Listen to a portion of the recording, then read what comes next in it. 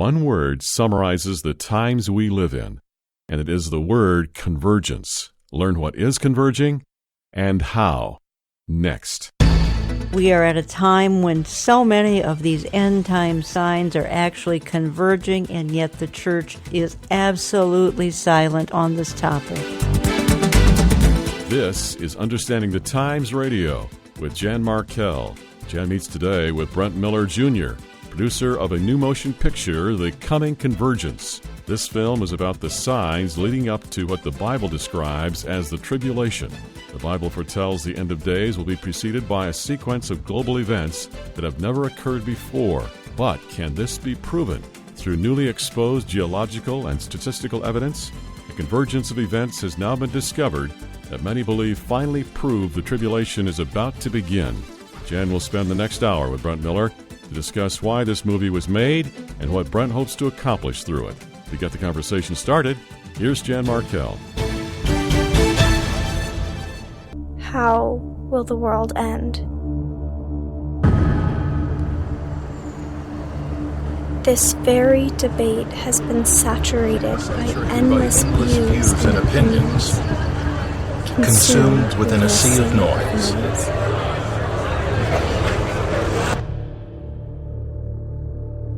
For some, the topic is nonsensical. For others, the answer is clear, as millions look to ancient biblical prophecy as the answer to what lies in wait for humankind's fate.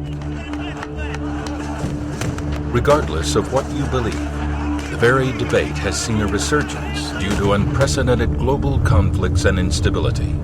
With this, however, comes new claims that the long-awaited convergence of prophesied events, destined to trigger the end of our age, is not only entirely real, but have finally begun. And welcome to the program. We look at news, views, truth from a decidedly biblical perspective. Well, that little tease was to tell you that we're going to talk about one of my favorite topics this hour, the convergence. Let me explain. You've heard me use the term on this program repeatedly. It is the word convergence. I'm going to explain, and as will my guest, just what that means, because it's sort of the coming together of the predicted signs of the times. Now remember, Jesus chastised the religious leaders of his day for not knowing the signs of his first coming. Will the final generation make the same mistake? Now, we're carrying a new DVD, and it's called The Coming Convergence. And here are some of the participants in this new DVD.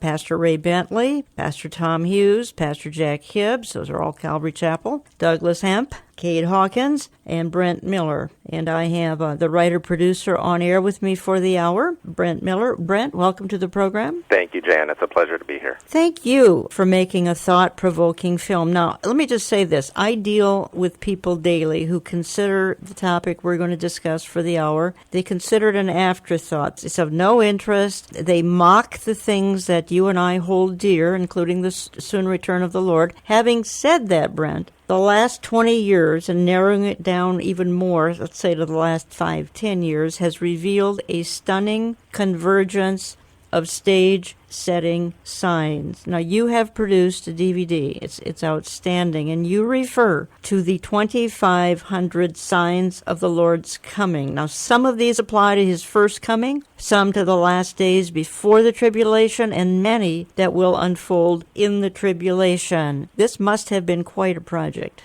Absolutely. It was in production for the last 2.5 years, and I viewed it as a follow-up to what was the #1 prophecy film in the world in 2011, The Final Prophecies, which was watched by over 2 million people. And the prophecies that we're referring to, a lot of theologians estimate that there are roughly 2,500 prophecies throughout the scriptures as a whole. So instead of just focusing on the end times prophecies, we wanted to look at the pattern of prophetic fulfillment as a whole. And the reason why I want to do that, why we want to step back and do that, is because, as you mentioned, in the last 20 years, we've actually seen an unbelievable convergence of prophetic signs happening at a feverish feverish pace, unlike anything we've ever seen for quite a while. And yet, the world is becoming anti-prophecy more than ever before. So we first have to recognize that there is a deepening, a division that is occurring between prophecy-watching Christians and the whole rest of the world. And this divide is deepening and widening between those that believe and those that think it's absolute nonsense. And we have to ask, why is that happening? If there is so much unbelievable evidence that is unfolding every day around the world, then why is this division occurring and deepening every day? And a lot of it has to do, of course, with global deception and events that we constantly see that are resulting in crying wolf, like Y2K, the Mayan calendar, the blood moons, all these things that we constantly see popping up, that the world, if you can put yourself in their shoes, the secular world sees prophecy not as a sequence of dominoes unfolding throughout millennia in biblical scripture, but they see it almost as just calling out a specific sign in the heavens, a specific date, almost like date calling. And they wait and see if this event occurs. It doesn't. And so you have this crying wolf effect of just prediction after prediction not coming to pass. And there's a misunderstanding that this is somehow related to Bible prophecy, and yet it has nothing to do with Bible prophecy. And this confusion is widening so much that even most Christians, because churches no longer teach eschatology, many Christians even avoid the book of Revelation these days, that even most Christians are now not understanding not only the importance of prophecy, but even how prophecy is intertwined within the scriptures themselves. I'm going to a verse in Luke 21. When you see all these things begin to happen, lift up your heads because your redemption draws near. All these things. I think that would be the convergence. All these things begin to happen. Look up. Now, Brent, some of these, as I said in my intro, some are references to his first coming. Some are starting to appear now before the tribulation period, but many are stage setting for the tribulation. A huge number of these signs actually take place in the tribulation. What's happening now is a run-up. Right. Yes, absolutely. And again, that's a different kind of way where we are supposed to be viewing prophecy, that there is a foundation that's being built. But because due to a deepening misunderstanding of eschatology, a lot of Christians miss the signs. They miss what's happening right in front of our faces now. So if they miss it, how can you possibly expect the secular world to see or understand anything with any rational conclusion? If we look at the scriptures, God often uses natural events, kingdoms, kings, political situations to carry out his will constantly because of the deception with prophecy and date calling and these types of prediction. They're more like false predictions versus biblical prophecy. So we have many Christians that are looking for miraculous events to unfold. It has to break the laws of physics to unfold, and they don't recognize or understand because of the lack of teaching in the church that prophecy is not just a single event that unfolds. It is a sequence of dominoes where a prophetic event cannot occur unless many previous events have already happened and come to pass. And that's why we see these incredible statistical results in every prophetic event that comes to pass. So if the tribulation period is real, just to look at it from the other side of the coin here, if it's real, if these things are actually happening, then based on God's nature and how prophetic events have been fulfilled in the past, there absolutely must be the foundation for all the events that are going to be taking place in the tribulation period happening now and unfolding now. And so this is why not only do we want to lift up Christians that are not being taught eschatology to revive their hope that these things are real. You don't have to take it simply by blind faith. You can look at what's converging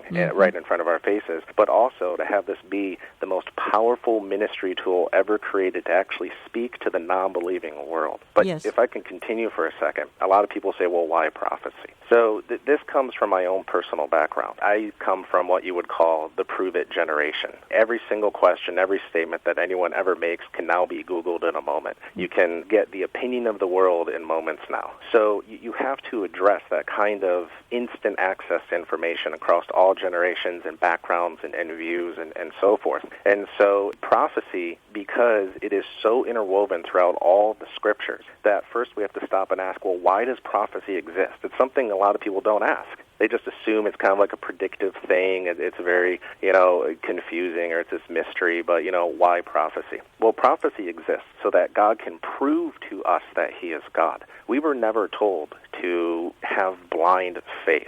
I think what a lot of Christians mean is that we have blind trust. But there is a reason for our faith. We were told to always have a response and reason for our faith of why we believe. And so God deliberately provides prophecies and fulfillments and reasons so that when we see these things unfold, that we know that he is he. We do that because we are very fallible creatures. We have a lot of doubt. We are very flawed in this manner. Not to be offensive, many Christians and people all over the world struggle with the idea of faith. And the reason why they struggle with it is because they have a lack of understanding and evidence. And so prophecy is one of those just absolute chiseled in stone things that God deliberately has intertwined throughout all the scriptures so that we can see these things prophesied when they were said to be prophesied, and we know that through actual secular research of when documents were discovered and when they were proven to be written, because other civilizations next door were rising at the same time, and they reflected maybe a certain passage that was written at the time, as we see with Isaiah. So we know they were written when they were written, and we know that these events unfolded with unprecedented accuracy. So when you begin studying the history of prophetic fulfillment, you see results in statistics where it is absolutely impossible for these things to have happened simply by chance or on their own. Sure. Cannot happen.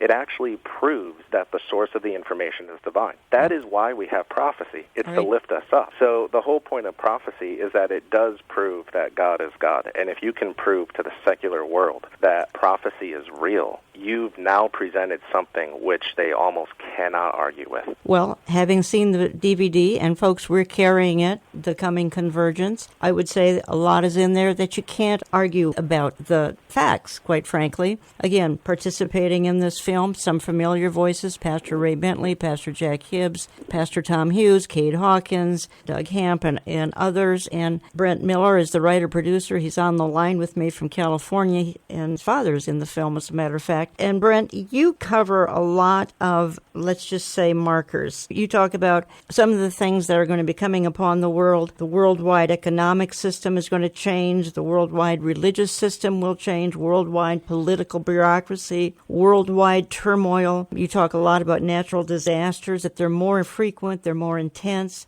The New World Order, I want to go there in just a minute, calls for peace and safety. Some framework must be in place if we are this late in the game. You talk about that. These things are to happen in quick succession if we are so late. Now, you raise in the film a fascinating topic. Is the New World Order, is this just a conspiracy theory? No, it's outlined in the Bible. And I want to play a short clip from the film. And it talks about this forming sort of global system that is going to take place. I believe it's going to be after the rapture, the church is gone, etc., and then we'll comment on it. But if we are living in the last days, then there must be radical political change occurring right now.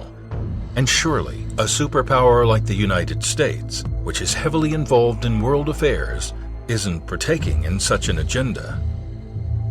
If that's what you think, well, you would be wrong. One of the greatest overseeing authorities that you can have today is who controls the internet. Because whoever controls the internet controls and can limit what you say. Now keep in mind that almost all business transactions on the entire planet are internet-based. So whoever controls the internet directly or indirectly controls the world's economy. So this is one step away from global financial control. The United States is often referred to as the father of the Internet, and since its inception in the late 1970s, the U.S. has virtually monopolized the development of all new web-based technologies, and for the most part, defines and controls the technology and laws that govern banking systems, financial transactions for all web and retail-based business, and permits freedom of speech, which is protected under the U.S. Constitution. One would think that a nation with such influence over the Internet would continue to retain as much control as possible. But through behind closed doors discussions between the U.S. government and outside influences, the United States has recently decided to give up that control to a private organization called ICANN, which most believe will be influenced by globally cooperating and overseeing authorities like the UN. And we have just handed all of our authority to another party. Why would the United States hand over that kind of control to another entity? It probably makes sense to the governments of the world. See, the governments, they look at our trends. They look at the financial problems. They look at everything from a global perspective. They look at nations, economies going up and down. They see terror. They see all the problems that us people don't pay any attention to. It's more certain than not that they have already concluded a while back that there is no hope for all the individual nations of the world individually being sovereign. They must cooperate in order to solve these problems. So when we see that the United States has transferred all control over the internet, including all the financial information, to another entity, it doesn't make sense to us, but it makes sense to the world authorities who are now merging, because it can't be merged overnight. It's being merged in slow incremental values, so that in the end, it's a very easy transition for the average citizens on Earth to accept. But I believe this has been in the works for quite a while, but they're not doing it because it was prophesied. It was absolutely prophesied. They're doing it because it's the logical thing to do to take care of the citizens of Earth. And what of the freedoms of Americans regarding free speech on the internet? Well, many believe a globally controlled internet will of course result in a globally controlled standard of what one can and cannot say online, all in the name of global stability, of course. Essentially, what has happened is that the United States gave away the ability to control the free speech of the American citizens. This is nothing but one step away of censorship, where we could be, in the future, controlled by another authority. They will tell us what is allowed and what is not allowed. In other words, if your actual speech is no longer under the control of the laws of your country, it's moving toward a one-world government. Brent Miller, I just don't think 99% of Americans understood the significance of the giveaway of the internet back in October of 2016. Absolutely. It's a huge loss. It's a huge loss to the free world. Now, it may have been given to the United Nations. I'm not sure who it's ultimately going to end up with, but it's, as your clip in your film indicates, it's setting the stage here for the one world government. It absolutely is. In fact, I would argue that it is part of the foundation that a one world government is already here. And it's based on perspective. Again, we're all becoming desensitized to sensationalized headlines and conspiracy theories. Another reason why the non-believing world laughs at all of this, because it's not being presented to them correctly, because Christians don't know to actually communicate to the non-believing world, their friends and their family, their loved ones that look at them as if they're crazy when they talk about things like the New World Order. Well, that's just a conspiracy theory. In 2008, we saw the first term where they mentioned a one-world economy,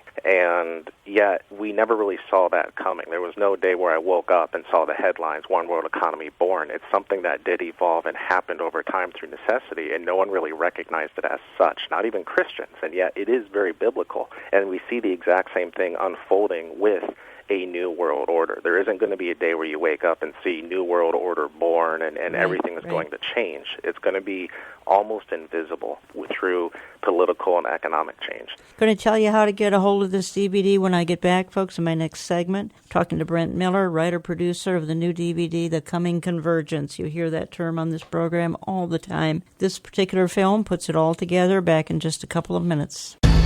We know you're enjoying today's broadcast featuring film producer Brent Miller Jr. We also know Brent's new film will inspire and challenge you to continue to live for our Savior in these perilous times. Olive Tree Ministries is carrying Miller's DVD. You can order it at olivetreeviews.org or by phoning 763-559-4444. This video is an excellent way to start a conversation with someone about Christ. Please consider using the DVD, The Coming Convergence, as a witnessing tool for the Lord. Again, order your copy in our web store, olivetreeviews.org, or call 763-559-4444. Remember, we are a listener-supported ministry. As you call or go online, please consider giving a gift. Your tax-deductible donations are also accepted by mail at Olive Tree Ministries, Post Office Box 1452, Maple Grove, Minnesota 55311. In just a moment, Jan returns with filmmaker Brent Miller.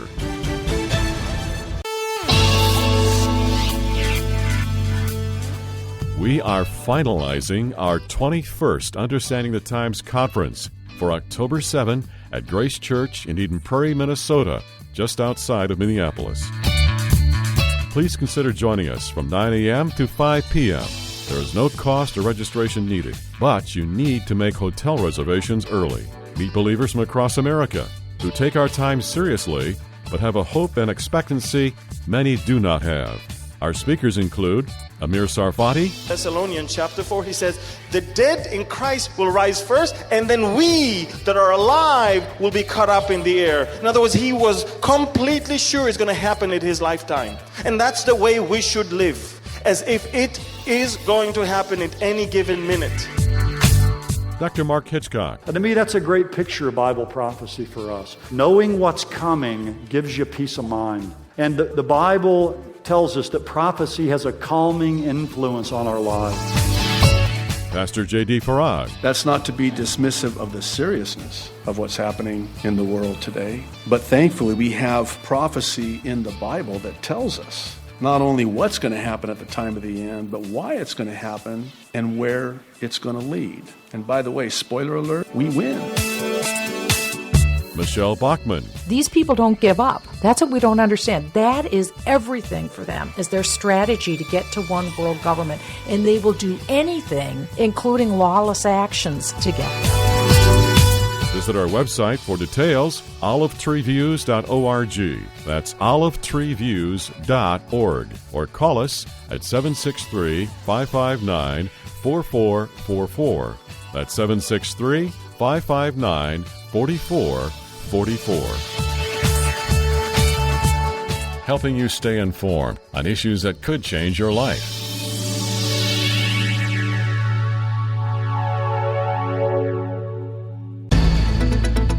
And every year at my annual conference, thousands come from across America to consider the converging signs, and most of those attending tell me that they have very few to talk to about such topics. They tell me that they're marginalized, some are even mocked, some are shut out of family, friends, whatever, whoever they're associating with. So, is the end actually near? Many suggest that indeed it is near.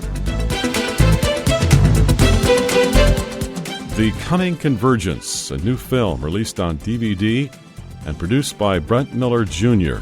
That's the topic of today's Understanding the Times broadcast. Later in this hour, we'll repeat how you can obtain a copy of Miller's video. Once again, with Brent Miller, here's Jan Markell. So if this is indeed what Jesus meant, then are we destined to repeat the mistakes of our past? Like those that were caught unaware during the first coming of Christ around 2,000 years ago, will the last generation today also be blind to the signs and warnings that surround us? Jesus rebuked the Pharisees very sternly for not knowing the time of his visitation. So they should have known that. He says, look, you guys can read this, the sky to see if it's going to rain tomorrow, but you don't know the time of my visitation. That's why I think it's important that we do take the prophecies very seriously. And that's what we are talking about for the hour, the Coming Convergence. You can find this DVD in my store, olivetreeviews.org, olivetreeviews.org. You can give us a call.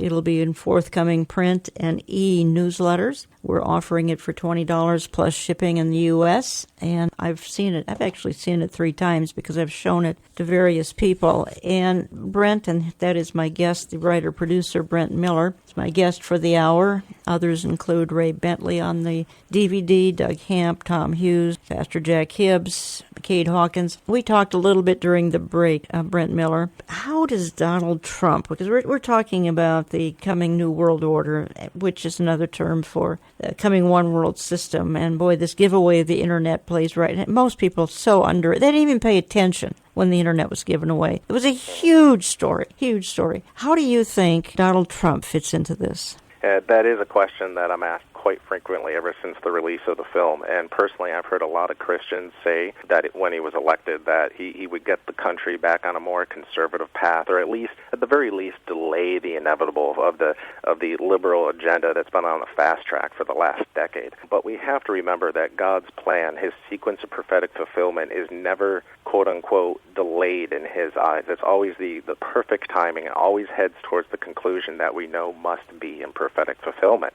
And so Donald Trump, I do believe, is part of the entire prophetic sequence. And what we're seeing is quite frankly, a backlash of the trying to take back hold of the conservative effort, whereas the world is almost unifying against this type of thinking, this type of conservatism against Donald Trump, and in many ways, in the long run, could actually accelerate the liberal agenda as the pendulum swings way back over to the other side. Yes, and I think that there's a major point made in this DVD, in this film, that I took away, and that is, and it's not particularly new, but I appreciated how it was inserted in and it tied your entire film together. And that is, there was going to be a happening, and it took place in 1948. It was the rebirth of the nation of Israel. And then we go to the verses. Let me go to one right offhand. Psalm 102:16, when the Lord builds up Zion, he shall appear in his glory. And a lot of verses, Brent Miller talk about, a couple of verses anyway, about the generation that sees this happen, the rebirth of Israel. That's going to be sort of the final generation. Your film comes right out and suggests that this is the last generation, correct? Absolutely. Absolutely it does. And the reason why it seems to be so unprecedented, that the rebirth of Israel in 1948 is something that is statistically impossible. I don't think a lot of Christians really grasp how monumental it truly is. Because, first of all, you can't have a rebirth of a nation if it didn't collapse in the first place. Right. And the prophecies surrounding the rebirth of Israel precede the collapse in 70 A.D. And it's also an event that has never occurred in the history of mankind. We have never seen a time where people who have lost their land and integrated in the cultures all over the world, which was common practice, especially during the time of the Roman Empire, to eliminate the quote-unquote enemy culture, to integrate them. We've never seen a people come back into their original land with the language and culture in the history of the world. So the fact that this was prophesied and happened in 1948, 1800 years after the collapse, in our generation, in this time where so many prophecies say that this is approaching the end of days, where even Christ said, look for these things that will be happening, where this is very, very close to the end, it can't be ignored. Let me play a clip from your film again, and it's describing exactly what we're talking about, and how you cover this, I think, is just very, very excellent. It was during Jesus' time in Jerusalem that his disciples came to him and asked about the end of the age. They knew that if he was who he truly claimed to be, the prophesied Messiah, then he could tell them exactly what was going to happen to the empires of the earth, including Israel itself. And according to the ancient records, Jesus answered them in shocking detail. He has told us things that are going to take place at the end of days, at the end of this age. In fact, the disciples, when they asked Jesus about what will be the sign of your coming and of the end of the age, and he goes through and he starts to tell them all of these different things to look for. And what Jesus foretold was not what they wanted to hear. When Jesus was in Jerusalem, Jesus did not talk to the people about the empire growing, the nation ruling the world. In fact, one of the most frightening things that Jesus said to the Jews was not only that the destruction of the temple would happen, but that the Israeli nation would cease to exist. It would be scattered and destroyed. Not only did Jesus provide details regarding the end of the world, speaking of concepts and global change taking place in the far future, but he also warned of events that would happen much sooner to the nation of Israel itself. He foretold of the complete destruction of Israel and the dispersal of the Jewish people to the four corners of the earth, a terrifying warning that most believed would surely never come to pass. But almost 40 years after Jesus' crucifixion, in 70 AD, the prophecy was fulfilled exactly as he said it would be. The nation of Israel fell by an invading Roman army, led by the future Emperor Titus. The Jewish temple in Jerusalem, a massive structure over 40 acres in size, was completely destroyed so that no two stones laid upon another, just as Jesus foretold, and more than 1 million Jews were slaughtered during the siege of the city. The small surviving remnant of the Jewish people were dispersed to the four corners of the earth.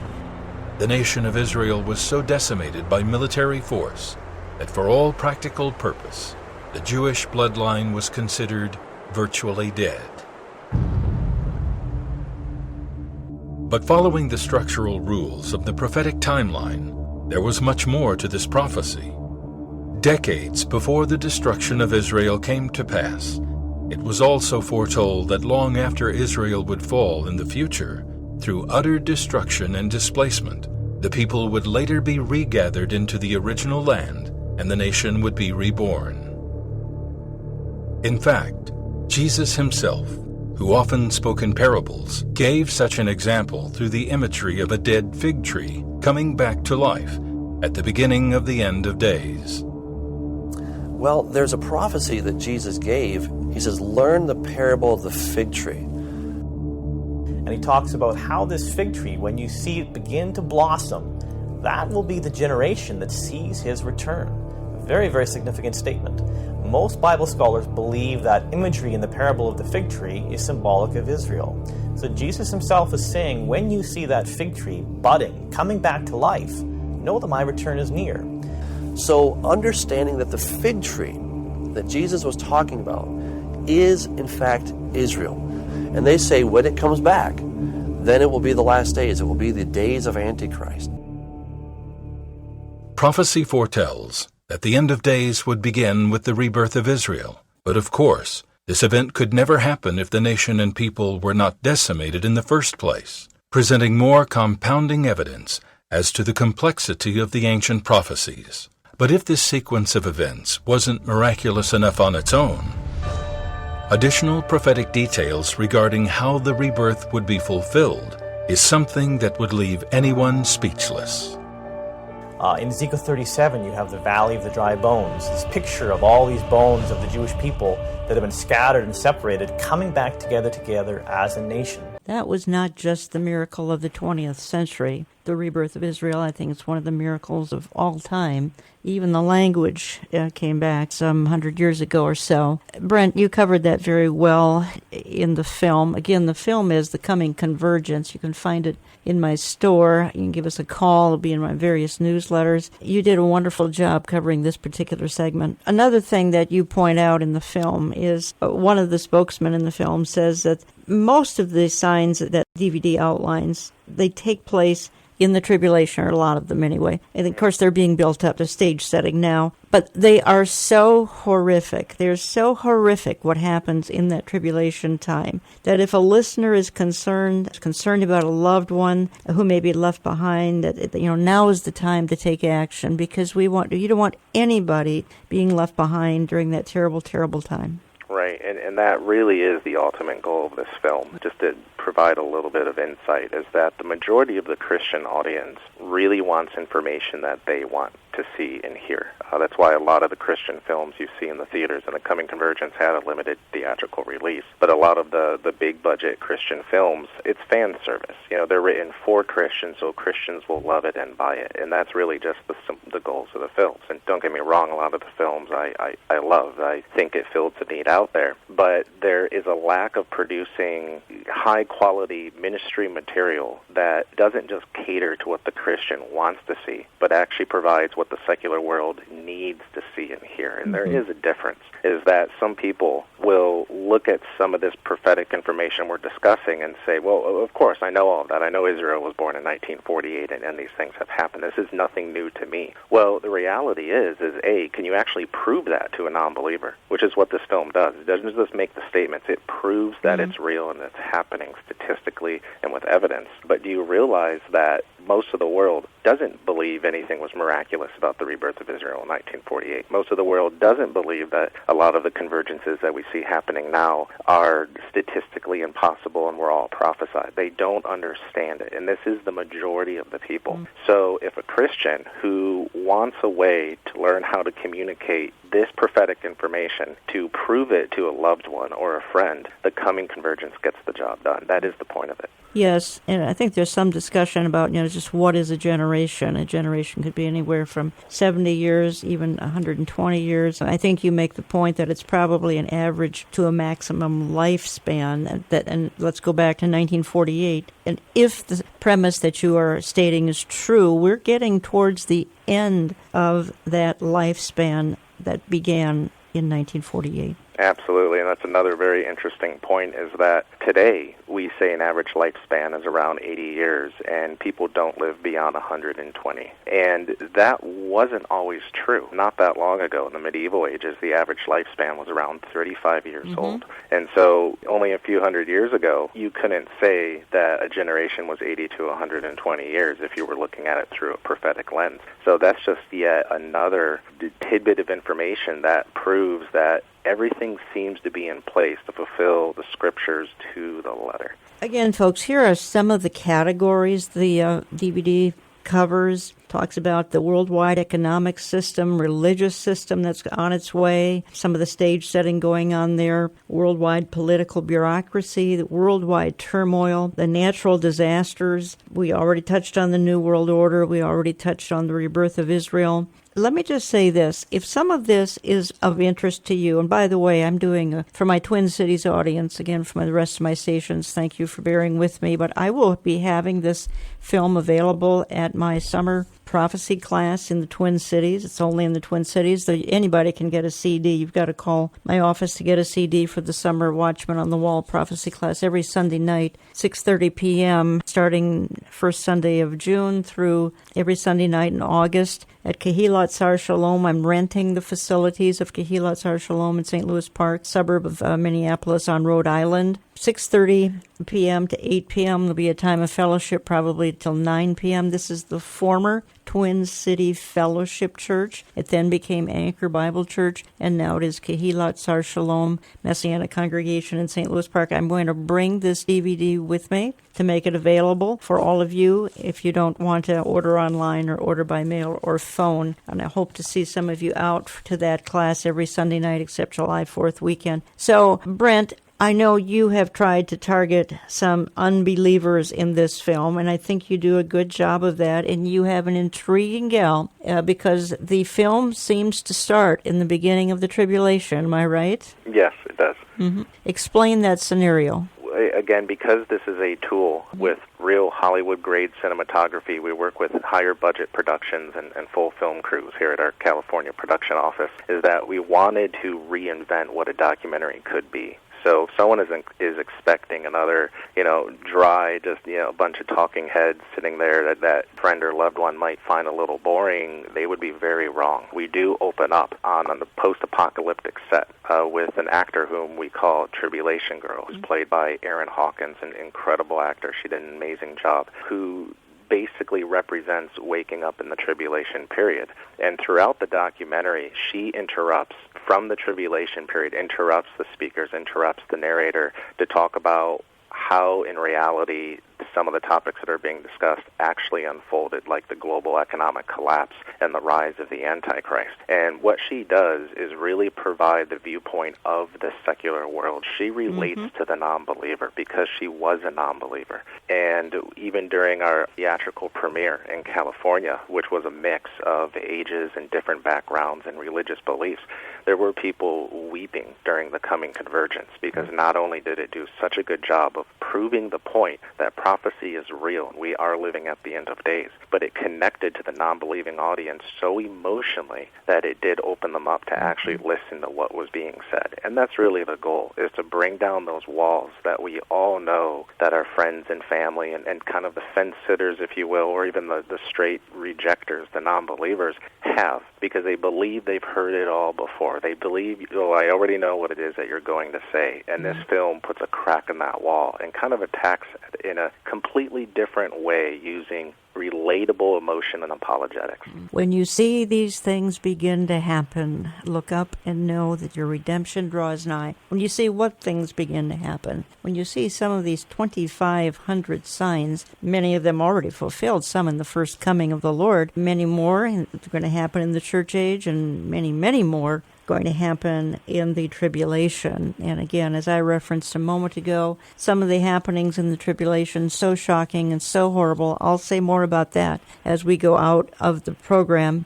And I think, Brent, what I'd like to do in my closing segment, I want to play a short soundbite when we get back, and it is of a pastor who's mocking all of this, who's mocking what you and I believe is one of the greatest evangelism tools known to man. And that's what we're talking about here, and that is eschatology, the return of the Lord, and all of the things that surround that topic. And yet we're going to hear a pastor who is going to, well, it's tragic, really, because he's so misleading his congregation. It happened to be posted on YouTube, so he's misleading tens and tens of thousands. And I will play that when we get back, folks. I'm coming back in just a couple of minutes. Don't go away. One more reminder, you can order copies of Brent Miller's new video, The Coming Convergence, when you visit our web store, olivetreeviews.org, or by phoning 763-559-4444. This DVD is an excellent reminder of how the Bible reveals the signs of our Lord's coming will begin right before our Lord's return. Thanks to all of you who listen to Understanding the Times every week. We so appreciate all our faithful listeners who join us every week by radio or on the World Wide Web. Many of you have supported this broadcast financially since the beginning of the year. As we enter the summer months, we'll need many more of you to step up and help us stay on top of the high production and distribution costs incurred by this ministry.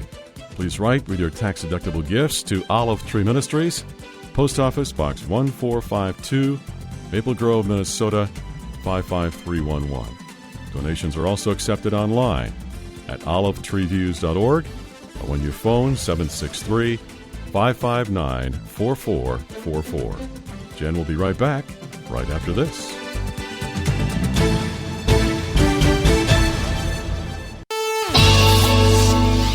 I have often called Understanding the Times radio for the remnant. Around the world, people have had enough of fake news, slanted news, and evidence that good people are marginalized and unappreciated. That is why this program focuses on the truth and the ultimate good news.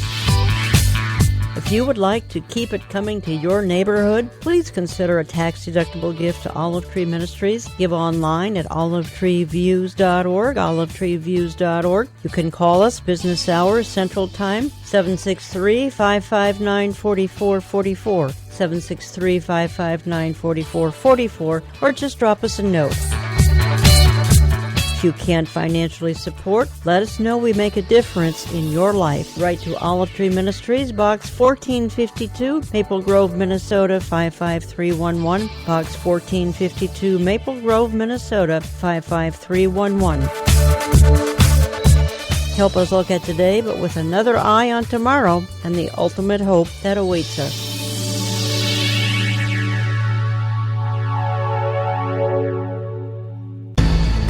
What we have going on today is a convergence of signs outlined in the Bible.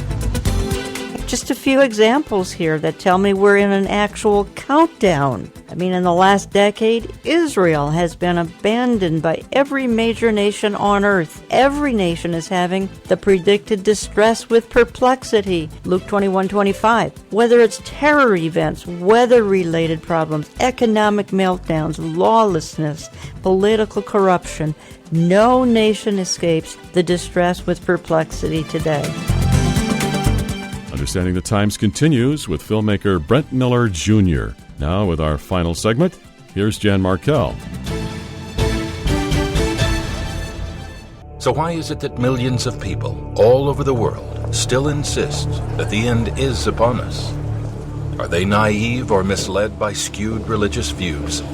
Or is there a deeper understanding, whispers of truth that have been buried in this generation that are so profound it would change the way we understand everything?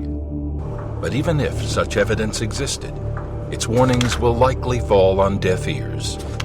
Often, When one hears about biblical prophecy or the end of days, as it is found within ancient scriptures, such as the book of Revelation or the Dead Sea Scrolls, many already have deeply ingrained preconceived notions. After all, haven't we heard all this before? Anything new would no doubt just be another claim regarding some astrological event or rare date as a harbinger for the end. And welcome back, and I'm going to say a little bit more about the DVD as we go out of the program, but we're playing clips from it, the Coming Convergence, which we carry. We're not carrying a lot of products these days, folks, but I chose to carry this one. Let me just quickly say, all programming is posted to my website Saturday morning. If you miss the program, if you miss half the program, olivetreeviews.org, olivetreeviews.org. And we have the DVD posted there with a trailer. So if you're kind of wondering about it, you can go to our store and go to the product section, and you'll find the product with the trailer, so you can get. But we've been playing bits and pieces of it. So the program is posted to my website on Saturday. You can get a CD of any ministry, become a CD subscriber. You have to call us for that. And look into my print and my e-newsletter, won't you? And follow us on Facebook, Jan Markell's Olive Tree Ministries. Now, let me go back to my guest for the hour is Brent Miller. And he is the writer-producer of the film, The Coming Convergence. And in the film would be Cade Hawkins, Pastor Ray Bentley, Doug Hamp, Pastor Tom Hughes, Brent Miller Sr., Pastor Jack Hibbs, Calvary Chapel, Chino Hills, California, and they make a great lineup. But, Brent, I teased in my last segment, you've got wonderful pastors in your film here, but we've got pastors who are, they are mocking and scoffing what we hold dear, and I'm sure you encounter this. Absolutely, all the time. Why don't we play that last clip, Larry? This is a pastor who, I don't know exactly where he headquarters. I have no idea. I don't know him personally. Doesn't matter, but he represents probably millions of those who are teachers and preachers. But they go to the New Testament also. And probably the most important verse for you to at least see today is this verse from Titus, chapter 2, verse 13. Waiting for the blessed hope and the glorious appearing of the glory of our God and Savior Jesus Christ. Most scholars simply believe blessed hope and glorious appearing are the same thing. It's actually connected by the word and. But the dispensationalists, those who believe in the rapture, guess what they believe? The blessed hope is when Christ comes the first time, takes up everybody out of heaven, who are saved anyway, and the second time is the glorious appearing when he comes at the end of the tribulation. What I want to talk about, and what I think our scripture today in Revelation helps us understand, is that for many of us, especially Lutherans and those who read the entire scriptures and don't try to, patchwork things together, is that we believe in a God that is very different from the rapture God. The rapture God wants to have people escape from earth, that somehow earth itself is bad. In fact, they will tell you that Jews have to reestablish the temple in Jerusalem, rebuild it. Of course, there's a little problem there because there's a thing called the rock upon which both Abraham sacrificed Isaac, it's believed, but also the rock from which the prophet Muhammad leaped off when he went back up into heaven. That's the place the temple's supposed to be built. They don't care. They're part of the Christian Zionist movement that says, you got to rebuild that at all costs, because until the temple's rebuilt, Christ won't come again. Who cares if there be wars upon wars upon wars in Palestine until that to happen? It's simply their belief that Israel will be the cause for the return of Christ by rebuilding the temple. Again, nothing in the New Testament that tells us about that. And what's really interesting is this idea of being raptured, taken out of the world. If you listen to the text that W.J. read from Revelation today, it says God comes down to earth. The New Jerusalem, this gorgeous city, comes down to earth, and God's reign is established here on earth forever and ever. That's a totally different view than presented by the rapturalist. And what's interesting is, I really recommend, if you really want to look at the whole idea of how we got this rapture idea, Barbara Rossing, who was here a few years ago, wrote a great book called The Rapture Exposed, in which she wants to argue that the basic understanding of Revelation has been co-opted by the rapturalist. They turn Revelation into a war book. They turn it into this deadly last 7 years of tribulation, and that God comes as a mighty warrior and destroys everything. She believes that that's wrong, that actually the book of Revelation is much more a book of hope, a book of love. Oh, really? Well, I've got news for you. If you are left behind, what you're going to face is going to be so shocking and so stunning. I can't paint the picture here on radio. Go ahead, Brent, your response to this. Where do you begin with Yeah, that? I know. But it represents millions of church leaders. Absolutely. It really does, and a lot of that is being echoed right now throughout the churches, which is why, just very briefly, we do see this widening division with understanding the fulfillment of Bible prophecy. Churches themselves no longer understand what it is that they're talking about, so how are their congregations supposed to? Now, it's the first time I've heard that clip, but the message is similar, and what I hear is, quite frankly, a little bit of truth mixed in with a lot of deception. For example, Revelation is really a book of hope and love. Well, there's horrible things that happen throughout the book of Revelation, but we are told that we are blessed by reading the book of Revelation. And the book of Revelation, in many ways, does have a lot of love and hope in it. It's the return of Christ. It's God's kingdom being established upon the earth. And one thing that I might note, that if you actually look at the unfolding events, the horrible events that do unfold throughout Revelation, it is almost, even at the very end, some theologians would say that because things continue to get worse and worse, is almost grace in itself by allowing man opportunity after opportunity to continue to repent, even as these things are poured out upon mankind, because God does love his creation. He loves us. And so he's mixing a little bit of truth in with deception, but that's how deception works. As far as there being no rapture, there's absolutely a rapture. There is so much biblical evidence, not just a verse here or a verse there, but I can even call out the Galilean wedding. When Christ spoke of coming back for his bride, the church being the bride, he was speaking to Galileans, and he actually used cultural understandings that they would, this is why we look to anthropology, cultural understandings that the people would understand at the time, and that would be the Galilean wedding and the Galilean wedding feasts, where the father, again, it's completely symbolic, where there would be a betrothal period where the bride would have to stay away from the groom would leave, the groom wouldn't know exactly when he could go get his bride, the father would tell the groom when to go get his bride, and it was usually in the middle of the night when people were sleeping or unaware, and that's why you would have to have oil.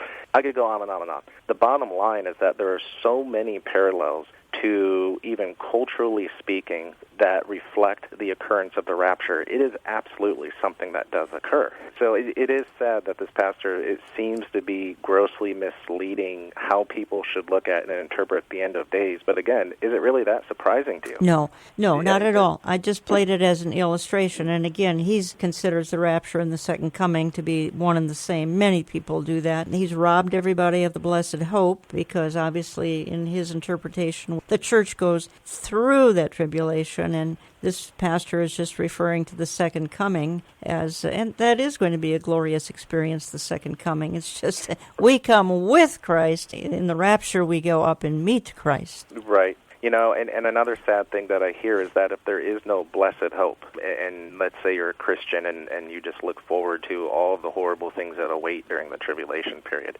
then I would say, just based on culturally speaking in the West, you would then have millions of people that, for the sake of torture, martyrism, persecution, fear, would then comply with all the changes that are going to be unfolding politically and economically, not only now, but in their view throughout the tribulation period, because obviously they quote-unquote have no hope. They're going to, right. Either you reject the coming policies and are martyred, and we know that there is going to be tremendous Christian persecution and martyrism. Even before the rapture, we're already beginning to see it. But then it creates a sense of fear where you have to comply or die. And I think many Christians, when it comes down to it, as sad as it is, we are supposed to follow Christ no matter what. But push comes to shove, if there's a gun to your head, I can see a lot of people breaking, not being able to handle it, complying, tattling out their hiding Christian friends. A lot of these things we've seen in previous generations, like World War II. And it's going to be a very horrible, sad concept to think about. Well, we never want to be robbed of our blessed hope. That's something that many, many believers cling to. I'm one of them. And to be called an escapist as we were here, well, we're actually truly going to be delivered from this aching planet and before the terrible outpouring of judgment that comes upon it.